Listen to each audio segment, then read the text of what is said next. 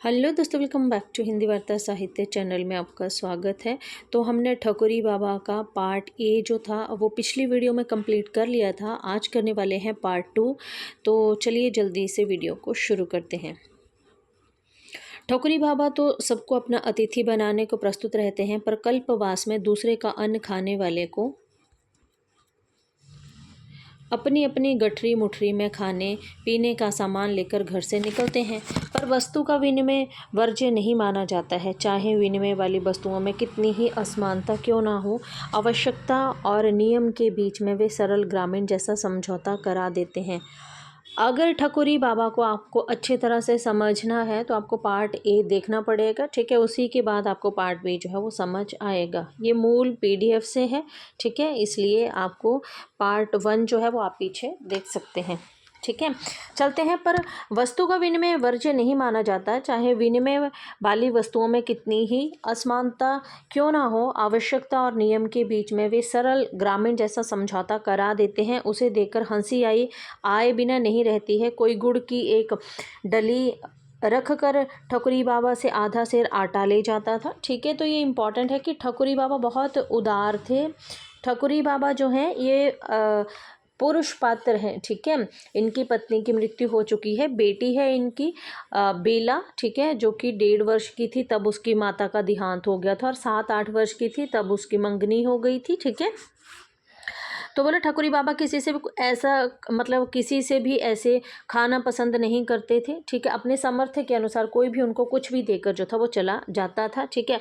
कोई उन्हें एक गुड़ की डली देकर चला जाता था, ठकुरी बाबा से आधा सेर आटा ले जाता था। कोई 4 मिर्च देकर आलू शक्करकंद का फलाहार प्राप्त कर लेता था। तो आलू और शक्करकंद का फलाहार जो थे ये यहाँ पर इसका जिक्र किया गया है, याद रखिएगा।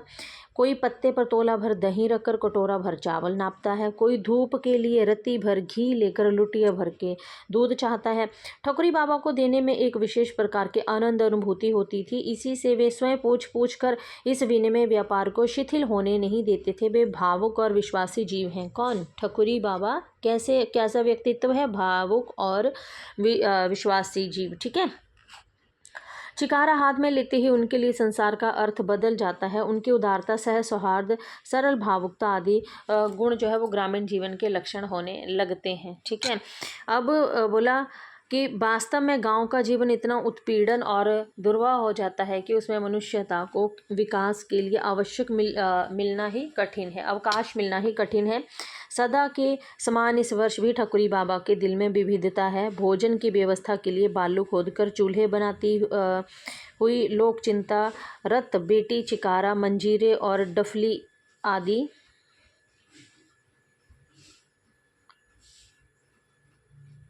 आदि की पृष्ठभूमि के साथ स्वप्न दर्शन में अचल जमाता और घी की हंडियां, काशी फल आदि के बीच में बैठकर लोक और परलोक की समस्या सुलझाती हुई मौसी से ठकुरी बाबा का कुटुंब बना है। याद रखिएगा, इसमें इनके जमाई आते हैं, इनकी बेटी आती है, इनकी मौसी आती है, ठीक है, ये खुद आते हैं, और काशी फल का जिक्र बार बार हुआ है, ठीक है। शेष मानव विभिन्न वर्गों और जातियों की सम्मिलित परिषद है। आगे चलते हैं। तीसरा एक विदुर काछी है, ठीक है। तो हमने काछी पात्र को पढ़ा था, जो कि विदुर है। किसी के टुकड़े में कुछ तकारी बोकर किसी की आम की बगिया की रखवाली करके अपना निर्वाह करता है, ठीक है। कौन है ये? काछी है। उसकी घरवाली 3 पुत्रियों की भेंट दे चुकी है, ठीक है ना। और चौथा पुत्र उपहार देने के अवसर पर वे संसार के सभी आदान प्रदानों में छुट्टी पा गई, है ना। तो मतलब इनकी 3 बेटियां और एक बेटा है। रात दिन कठोर परिश्रम करके भी उसे प्राय भूखा सोना पड़ता था। चौथी बार पुत्र जन्म के उपरांत घर में थोड़ा चावल मिल सका। बड़ी लड़की ने उसी का भात चढ़ा दिया। भात यदि माँ खा लेती तो बच्चे भूखे सोते। इसी से उसने चावल पसाकर मांड स्वयं पी लिया और भात उनके लिए रख दिया। उसी रात वे आपकी सनीपात ग्रस्त हुई और तीसरे दिन नवजात पुत्र के साथ ही उसके जीवन की कठिन तपस्या जो थी वो भी समाप्त हो गई। पिछले वर्ष काछी आम के पेड़ से गिर पड़ा। काछी कहाँ से गिरा था? काछी विदुर था, ठीक है। और काछी जो था ये आम के पेड़ से गिर गया था। तब से ना वे सीधा खड़ा हो सकता है और ना कठिन परिश्रम के योग्य है। दोनों किशोरी बालिकाएं कभी सहुआइन भौजी के कंधे पात कर, कभी पंडिताइन का घर लीप कर कुछ पा जाती हैं, पर छोटी बालिका पिता के गले की फांसी हो रही है। ठकुरी बाबा के भरोसे ही वह अपनी 3 जीवों की सृष्टि लेकर कल्पवास करने आता है, पर गंगा माई से वह मांगता क्या है, इसका अनुमान लगाना कठिन है। चौथे ब्राह्मण दंपत्ति हैं, ठीक है, हमने पढ़ा है ब्राह्मण दंपत्ति जो हैं इसमें पात्र हैं, ठीक है, तो इनके बारे में भी देख लेते हैं। हमने जो आपके काछी आते हैं ना तीसरे पात्र, ये विदुर हैं, ठीक है, और इनकी 3 बेटियां हैं, बेटा हुआ था, बाद में एक बेटा भी हुआ था, ठीक है, तो 3 बेटियां और एक बेटा, यानी कि इसके 4 बच्चे हैं। पत्नी है, बाद में ये मर गई थी। काछी जो था ये परिश्रम करता था पूरा दिन, ठीक है, और परिश्रम के बावजूद भी भूखा सोता था, पर बाद में बोला जब एक बार ये आम के पेड़ से गिर गया तब ये परिश्रम करने की योग्य भी नहीं रहा, आराम से खड़ा भी नहीं हो पाता था, ठीक है। चौथे आते हैं ब्राह्मण दंपत्ति। गवई गांव की यजमानी वह कामधेनु नहीं है कि पंडित जी महंती मांग लेते हैं, पर कहीं करके वे आजीविका का प्रश्न हल कर लेते हैं। विधाता ने जैसा जाने कैसा षड्यंत्र रचकर उन्हें पू नामक नरक से उबारने वाले को अवतार नहीं लेने दिया, पर पंडित जी अपनी स्तुतियों द्वारा गंगा को गदगद करके बेचारे चित्रगुप्त का लेखा जोखा व्यर्थ कर देना चाहते हैं, ठीक है। तो चित्रगुप्त पात्र मैंने पहले भी आपको बताया है, ठीक है, कि आया है। एक आपका आता है चंद्रदेव से मेरी बातें, एक आता है भोलाराम के जीव में चित्रगुप्त का जिक्र, ठीक है। एक ठकुरी बाबा में भी है। पंडिताइन भी अच्छी हैं, पर संतान के लिए इतनी लंबी प्रतीक्षा ने उनकी आशा के माधुर्य में वैसी ही खटास उत्पन्न कर दी है जैसी देर से रखे हुए दूध के फट जाने पर स्वाभाविक है। पति के पूजा पाठ का खटरांग पंडिताइन को फूटी आंख नहीं सुहाता। इसी से वे कभी चंदन का मुठिया नाज में गाड़ देती और कभी सुमरनी मोखे में छिपा आती और कभी पोथी पत्रा अपनी पिटारी में बंद रखती। एक ममेरी विधवा बहन का देहांत हो जाने पर पंडित बालक भांजे को आश्रय देने के लिए बाध्य हो जाते हैं। तब से वही महाभारत के द्रौपदी बन गया। उसके पुत्र का अभाव भरने के स्थान में वे और अधिक रिक्त होता चला गया। अपना होता तो कहना मानता, अपना रक्त होता तो अपनी ममता करता आदि का अर्थ बालक की अबोधता देकर समझ में नहीं आता। वह बेचारे इन सिद्धांतों और वाक्यों को नहीं जानता था। कौन? जो इसने भांजा रखा हुआ था ना, ठीक है, तो वो नहीं मानता था क्योंकि इनके कोई अपनी संतान नहीं थी, ठीक है। फिर इन्होंने अपने भांजे को रखा था पर वो नहीं मानता था, ठीक है। केवल चकित विस्मित भाव से सुनता रहता क्योंकि अपने पराई की परिभाषा अभी तक उसने सीखी नहीं है। जैसे वह माँ के जीवन काल में था वैसा ही आज भी है। अब अचानक वह मामी को इतना क्रोधित कैसे कर देता है, ये प्रश्न उसके मन को जब मथ डालता है तब वह फूट फूट कर रो उठता है। इस विचित्र साम्राज्य के साथ मैंने माघ का महीना भर बिताया। अब माघ के महीने की बात यहाँ पे की गई है, ठीक है। अंतः इतने दिनों के संस्मरण कुछ कम नहीं है, पर इनमें एक संध्या मेरे लिए विशेष महत्व रखती है। मैं अधिक रात गए तक पढ़ती रहती थी। इसी से मेरा वह अतिथि वर्ग भजन कीर्तन के लिए दूसरे कल्पवासियों की मंडली में जा बैठता था। ये महादेवी वर्मा कह रही हैं कि मैं अधिक रात तक पढ़ती रहती थी। एक दिन ठकुरी बाबा ने स्नेह भरी शिष्टता के साथ कहा कि एक बार अपनी कुटी में भी भजन हो तो अच्छा है। मैं कोलाहल से दूर रहती हूँ, इसी से भजन कीर्तन में सम्मिलित होना मेरे लिए सहज नहीं होता। पर उस दिन संभवतः कौतूहलवश ही मैंने उनका निमंत्रण स्वीकार कर लिया। दिन निश्चित हो गया। माघी पूर्णिमा के पहले आने वाली त्रयोदशी रही होगी। उस दिन इनके घर में कीर्तन पाठ हुआ था, ये याद रखिएगा। माघी पूर्णिमा के पहले आने वाली त्रयोदशी रही होगी। सवेरे कुछ मेघखंड आकाश में एकत्र हो गए थे, पर संध्या की सुनहली आभा के खर प्रवाह में वे धारा में पड़े नीले कमलों के समान बहकर किसी अज्ञात कूल में जा लगे। संध्या स्नान और गंगा में दीप दान करके वे सब कुटी के बरामदे में और बाहर बालू पर एकत्रित हो गए। पंडित जी ने पूजा के लिए एक छोटे गमले में मिट्टी भरकर तुलसी रोप दी। ठीक है, तो किसका पौधा रोपा था? पंडित जी ने तुलसी का पौधा रोपा था। उसी को बीच में स्थापित करके बालू का एक छोटा सा चबूतरा भी बनाया। फिर बूढ़ी मौसी के पिटारे में रखी हुई द्वारिकाधीश की ताम्रमयी छाप, पंडित जी की रंगीन काठ की डिबियाँ, शालग्राम ठकुराइन बुआ के चांदी के जलहरी में विराजमान महादेव जी, ठकुरी बाबा का पुराने फ्रेम और टूटे शीशे में जड़ा हुआ राम पंचायतन का चित्र, सूर के हाथ से लड्डू लिए पीतल के बाल मुकुंद और सहुआइन भौजी के पास पति की स्मृति के रूप में रखे हुए मिट्टी के गणेश, सब उसी चबूतरे पर प्रतिष्ठित हो गए। जान पड़ता था भक्तों ने अपने देवताओं को सम्मिलन के लिए बाध्य कर दिया है। अब याद रखिएगा जिसका जिक्र यहाँ पर हुआ है। ठीक है, इम्पॉर्टेंट है। आगे है, बैठने में भी व्यवस्था की कमी नहीं दिखाई दी। खुले बरामदे में मेरे लिए आसन बिछा दिया। दाहिनी और दोनों बुढ़ियां और कुछ हटकर सहुआइन और पंडित जी बैठी थी। बाईं और बच्चों की पंक्ति थी, जिसे सर्दी से बचाने के लिए सहुआइन ने अपनी दसूरी चादर खोलकर ओढ़ा दी थी। देवताओं के सामने पंडित जी पुरानी पोथी खोले विराजमान थे। उनसे कुछ हटकर ठकुरी बाबा चिकारे की खूंटी ऐंठ रहे थे और उनके गीत की हर कड़ी ठीक ठीक सुनने के लिए सटकर बैठा हुआ जमाता गोद में रखी खंजड़ी पर ममता से उंगलियां फेर रहा था। काछी काका इन दोनों से कुछ दूर फटी चादर में सिकुड़े हुए थे। आपको काछी जो है इनका आपको पता चल गया है। ठीक है, विदुर हैं, 4 बच्चे हैं, 3 बेटियां हैं, 1 बेटा है, पत्नी मर गई है। ठीक है, और आम के पेड़ से गिरने से जो थी इनकी हालत अब ख़राब हो चुकी थी। अब बोला चादर में सिकड़े हुए थे, झुकी हुई कमर के कारण जान पड़ता था मानो बालों के कणों में कुछ पड़े रहते थे। 10-5 और ऐसे ही कल्पवासी आए। धूप लाना, आरती के लिए फूल बत्ती बनाना, घी बनाना निकालना आदि काम बेला के जिम्मे था। ठीक है, बेला कौन थी? तो बेला आपको पता है, ये ठकुरी बाबा की बेटी थी। ठीक है, अंत वह फिरकनी के समान इधर उधर नाच रही थी। भक्तों ने तुलसा महारानी नमो नमो गाया। भक्तों ने कौन सा गीत गाया था? तुलसा महारानी नमो नमो गाया। और पंडित जी ने पूजा का विधान समाप्त किया। तब तांबे के पश्चपात्र और आचमनी से गंगा जल और तुलसी दल बांटा गया। गंगा जल भक्त मंडली पर छिड़क कर पंडित देवता ने कुछ शुद्ध कुछ अशुद्ध संस्कृत में गंगा के महात्म्य का पाठ किया। फिर उच्च स्वर से रामायण गाया। उच्च स्वर से किसका गाया गया था? क्या गाया गया था? रामायण गाया गया था, जिसमें श्री राम जानकी की लक्ष्मण गंगा पार करते हैं। श्रोतागण को वह अवतरण कंठस्थ होने के कारण कथावाचक का स्वर अन्य स्वरों की मिष्टि में डूबकर अपना बेसुरापन छिपा सका। तब गौरी गणेश की वंदना से गीत सम्मेलन आरंभ हुआ।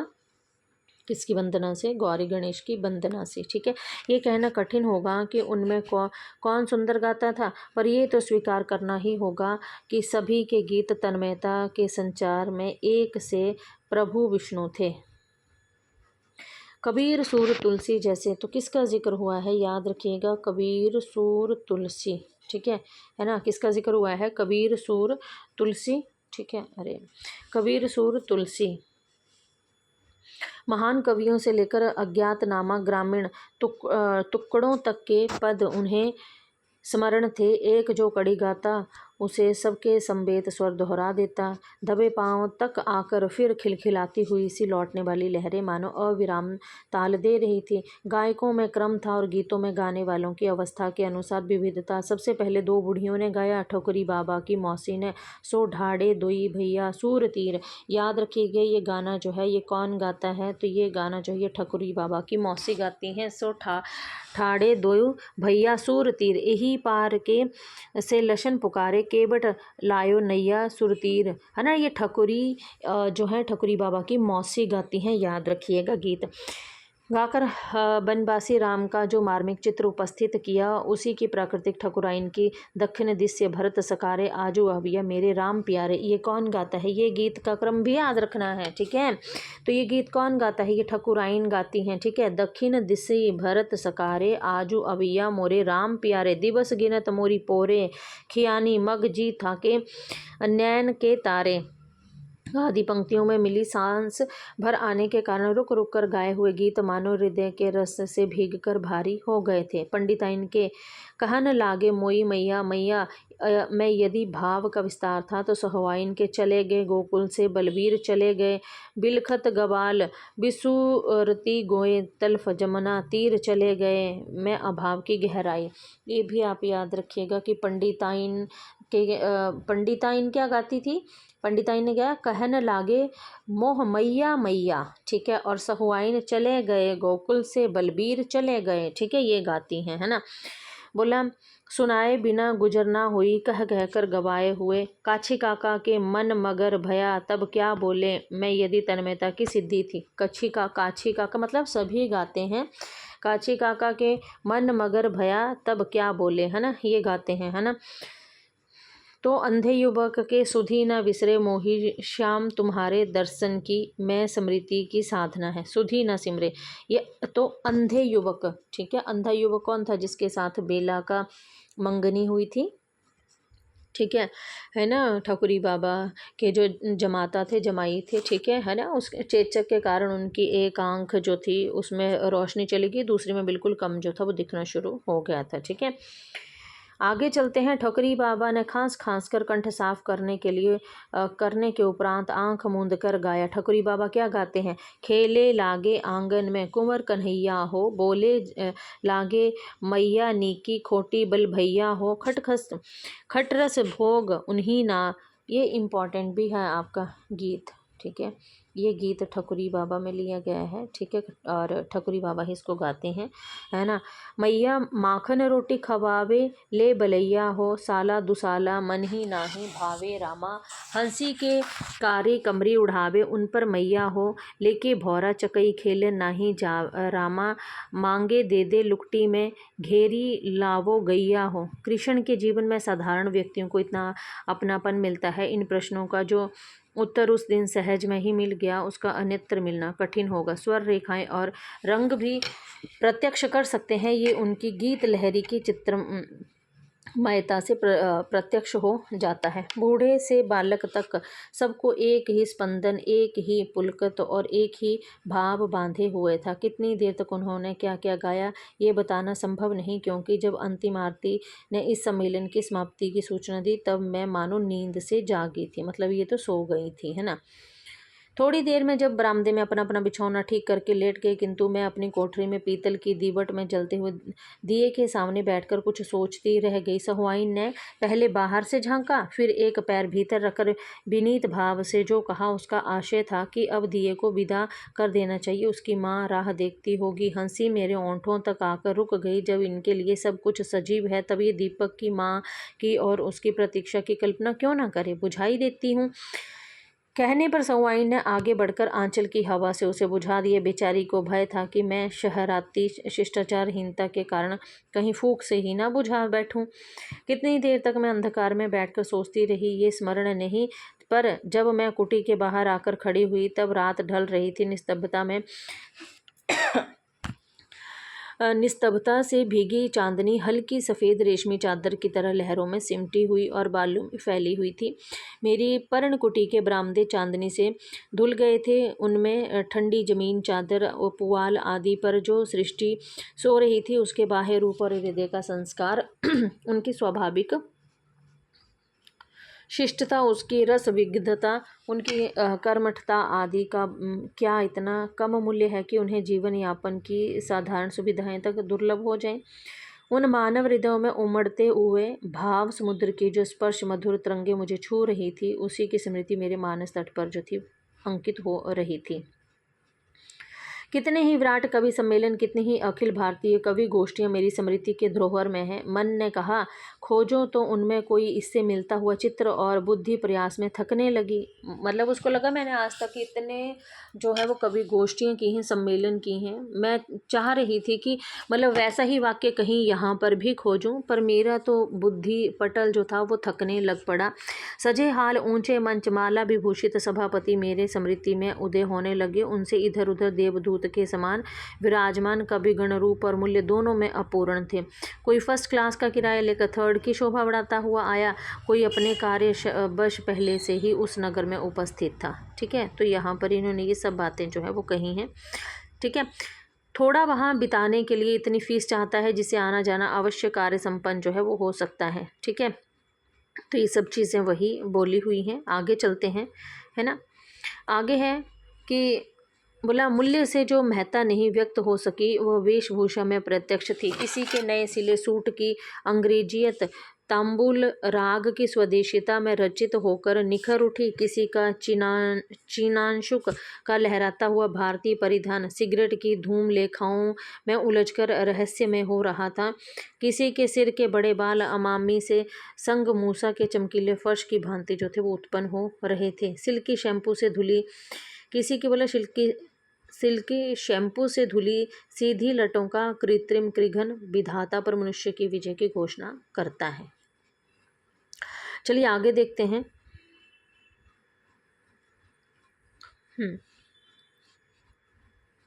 अच्छा, उनके इतने कर्तव्य पर भी दर्शक चमत्कृत होना नहीं जानते। कहीं से आवाज़ आती है, कंठ अच्छा नहीं है। कोई बोल उठता है, भाव भी बताते जाइए। किसी और से सुनाई पड़ता है, बैठ जाइए। कोई धृष्ट श्रोता कवि से किसी उच्च श्रृंखला श्रृंगारमयी रचना को सुनाने की फरमाइश करके महिलाओं की पलकों का झुकना देखता है। कभी भी हार ना मानने की शपथ लेकर बैठते हैं। वे नहीं सुनना चाहते तो इसे सुनिए, ये मेरी नवीनतम कृति है, ध्यान से सुनिए। आदि आदि कहकर वे पंडों की तरह पीछे पड़ जाते हैं। दोनों ओर से कोई भी ना अपनी हार स्वीकार करने को प्रस्तुत है और ना दूसरे को हराने का निश्चय बदलता है। कभी कभी 8 घंटे तक ये कवायद चलती रहती है, पर इतने दीर्घ समय में ऐसे कुछ क्षण भी निकालना कठिन होगा जिसमें कवि का भाव श्रोता में अपनी प्रतिध्वनि जगा सकता है। ठीक है।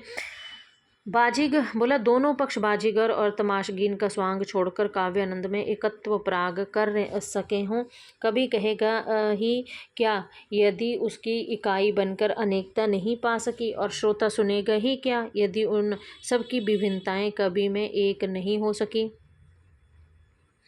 जब ये समारोह समाप्त हो जाता है तब सुनाने वाले निराश और सुनने वाले थके हुए से प्रतीत होते हैं। ठीक है। उन पर काव्य का सात्विक प्रभाव जो है वो कितना कम रहता है, इसे समझने के लिए उन सम्मेलनों का स्मरण पर्याप्त होगा जिनसे लौटने वालों में कतिपय व्यक्ति संगीत व्यसनियों से गान से मन बहलाने में नहीं हिचकते हैं। भाव यदि मनुष्य की क्षुद्रता, दुर्भावना और विकृतियां नहीं बहा पाता तब उसकी दुर्बलता बन जाता है। बोला इसी से स्नेह, करुणा आदि के भाव हृदय की शक्ति बन सकते हैं और द्वेष, क्रोध के दुर्भाव उसे और अधिक दुर्बल स्थिति में छोड़ सकते हैं। आगे देखते हैं। बोला जिस दरिद्र समाज ने इस व्यावसायिक आस्था के संबंध में मुझे नास्तिक बना दिया उसे अब तक मेरी ओर से धन्यवाद नहीं मिल सका था। जब ठकुरी बाबा और उनके साथी बसंत पंचमी का स्नान करके चले गए, तो याद रखिएगा बसंत पंचमी का स्नान करके चले गए, तब जीवन में पहली बार मुझे कोलाहल का अभाव अखरा। तब से उनके माघ मेलों में मैंने उन्हें देखा है। कितनी ही बार नाव पर वह तट की उनकी भगत का आयोजन हुआ, कितनी ही बार उन्होंने खिचड़ी, बाजरे के पुए आदि व्यंजनों में मेरा सत्कार किया है। याद रखिएगा किसके पुए थे, बोला खिचड़ी थी और बाजरे के पुए। ठीक है। व्यंजनों से मेरा सत्कार किया। कितनी ही बार अपने जीवन का आख्यान उन्होंने सुनाया है। मैंने उनसे अधिक सहृदय व्यक्ति कम देखे हैं। यदि यह वृद्ध यहाँ ना होकर हमारे बीच में होता तो कैसा होता, ये प्रश्न भी मेरे मन में अनेक बार उठा, पर जीवन के अध्ययन ने मुझे बता दिया कि इन दोनों समाजों का अंतर मिटा सकना सहज नहीं है। उनका बाह्य जीवन दीन है और हमारा अंतर्जीवन रिक्त है। उस समाज में विकृतियां व्यक्तिगत हैं पर सद्भाव सामूहिक रहते हैं। इसके विपरीत हमारी दुर्बलताएं समष्टि हैं पर शक्तियां व्यक्तिक हैं। ठकुरी बाबा अपने समाज के प्रतिनिधि हैं, इसी ने उनकी सहायता व्यक्तिक की है। ठीक है। तो ठकुरी बाबा क्या हैं, अपने समाज के प्रतिनिधि हैं। ठीक है ना। और बोला इसी ने उनकी सहायता व्यक्तिक विचित्रता ना होकर ग्रामीण जीवन में व्याप्त सहृदय को व्यक्त जो है वो करती है। याद रखिएगा, मैं पेन ले लूँ कि इधर की बोला यहाँ पे है, इधर 2 वर्षों से ठकुरी बाबा किस मेले में, माघ मेले में नहीं आ रहे हैं। कभी कभी इच्छा होती है कि सैदपुर जाकर खोज करूँ। कहाँ रहते थे, सैदपुर में। ठकुरी बाबा कितने वर्षों से, 2 वर्ष से जो है वो माघ मेले में नहीं गए हैं। सैदपुर जाकर जो है वो खोजूं, क्योंकि वहाँ से 33 मील पर उनका गांव है। ठीक है। याद रखिएगा, इम्पॉर्टेंट पॉइंट हैं ये सारे के सारे, है ना। तो इसको आप एक बार देख लीजिएगा। ठीक है।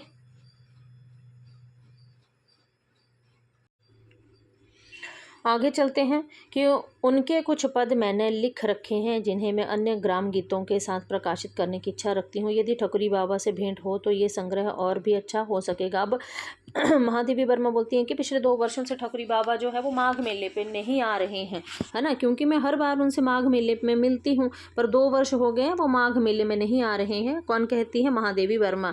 कभी कभी इच्छा होती है कि जहाँ वो सैदपुर जाकर खोजूं जहाँ वो रहते हैं, क्योंकि वहाँ से सैदपुर से जो है वो 33 मील पर उनका ही गाँव था। ठीक है, आगे बोलती हैं यदि भेंट ना हो, ये प्रश्न हृदय के किसी कोने में उठता है अवश्य, पर मैं उसे आगे बढ़ने नहीं देती। ठकुरी बाबा जैसे व्यक्ति कहीं अपनी धरती का मोह छोड़ सकते हैं। पिछली बार जब वे आए तब कुछ शिथिल जान पड़े थे, हाथ दृढ़ता के साथ चिकारा थामता था, पर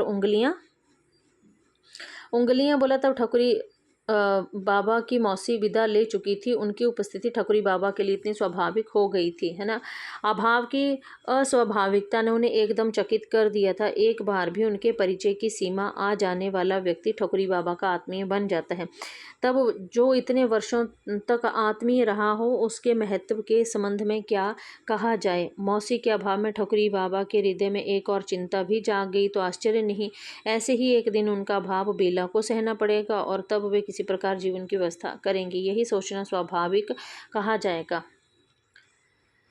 अब बोला उनके स्वास्थ्य के संबंध में प्रश्न करने पर उत्तर मिला, अब चला चली की वैरिया निराय आई है बिटिया रानी, पाके पातन की भली चलाई जौन दिनी झारी जान तोई दिनी साही। ठीक है, तो याद रखिएगा इस गीत का जिक्र जो है ये भी आपके ठकुरी बाबा में ही किया गया है ना। आगे चलते हैं।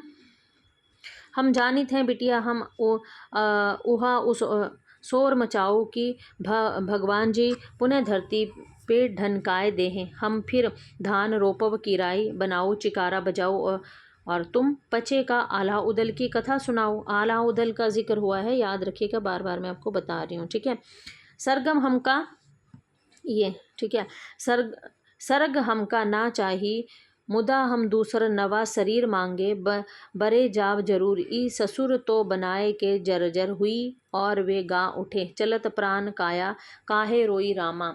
कि उस कल्पवास की पुनरावृत्ति ना हो सकी, संभव है वे नया शरीर मांगने चले गए हों। धरती से उनका प्रेम इतना सच्चा, जीवन से उनका संबंध ऐसा अटूट कि उनका कहीं और रहना संभव नहीं जान पड़ता।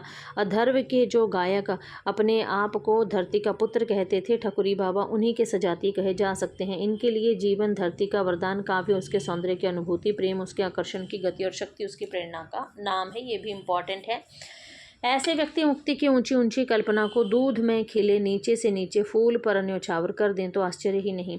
ठकुरी बाबा की कथा लिखते लिखते रात ढल गई, जाती हुई चांदनी के पीछे आता हुआ प्रभात भी धूमिल हो गया। ठीक है, ठकुरी बाबा की कथा लिखते लिखते जो थी वो रात ढल गई थी, है ना।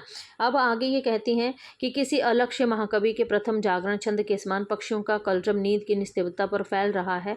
रात की गहरी निस्पंद नींद से जागो हुए वृक्षों में दीर्घ निश्वास के समान समीर बह रहा है और ऐसे समय में मेरी स्मृति ने मुझे भी किसी अतीत काल के प्रभाव में जगा दिया है। जान पड़ता है ठकुरी बाबा गंगा तट पर बैठकर तन्मय भाव से प्रभात गीत गा रहे हैं।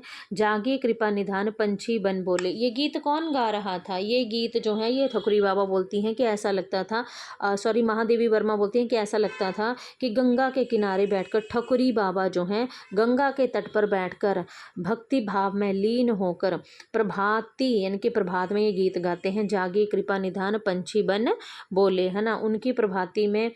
उनकी प्रभाती से वे किसे जगाते हैं ये कहना कठिन है। ठीक है, तो यहीं पर हमारा ठकुरी बाबा जो है यहाँ पर ये ख़त्म हो जाता है। ठीक है, मैंने सारा ही इसका सारांश जो है वो आपको मूल पुस्तक से दे दिया है। ठीक है, अब आप चाहें तो इसको सुन लें या चाहें तो आप इसको स्किप कर दें, वो आप पे डिपेंड करता है, क्योंकि प्रश्न तो बीच में से ही आते हैं, टेक्स्ट में से ही आते हैं। ठीक है, तो चलिए, अगर वीडियो पसंद आए तो वीडियो को लाइक और चैनल को सब्सक्राइब ज़रूर कीजिए। तो मिलते हैं नेक्स्ट वीडियो में, तब तक के लिए धन्यवाद।